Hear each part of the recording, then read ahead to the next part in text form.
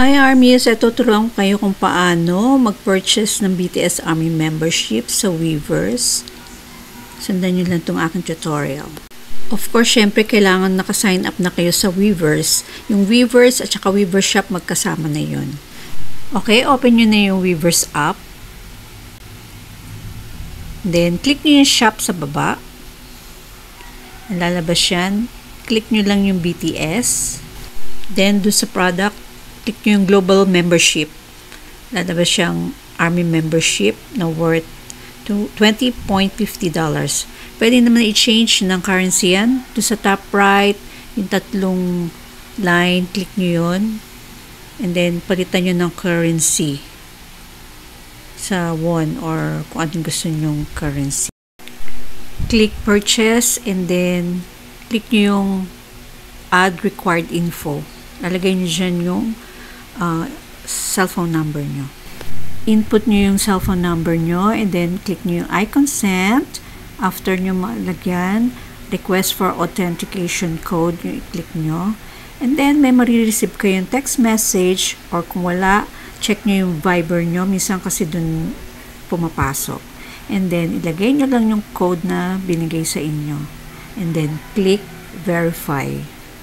Then, piliapan nyo yung official membership information. Check nyo mabuti ha. Basahin nyo yung note na dyan kasi hindi nyo na pwedeng palitan yung pangalan pag once na ma-check out nyo. Okay, click mo na yung complete and then pwede na mag-check out. Pwede ka magbayad via your credit card or debit and pwede naman GCash.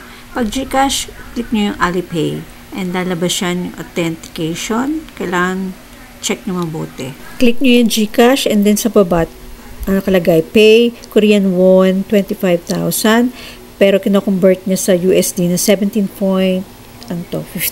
So, di ba kanina kinonvert natin siya sa Korean won kaya mas mababa yung conversion niya.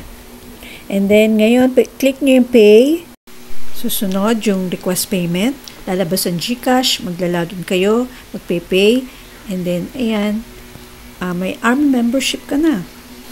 And congrats! Official member ka na ng BTS Army fan club. And kung gusto mo naman makita yung Army membership number mo, punta ka lang sa account mo, click mo yung more, click mo yung my membership. Makikita mo dyan yung Army membership number mo, pangalan mo, and then kung kailan may expire.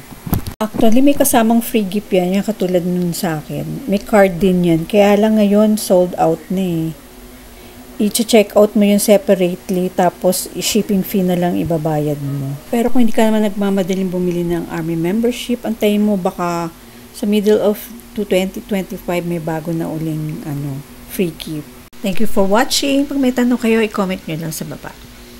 Bye, Armies!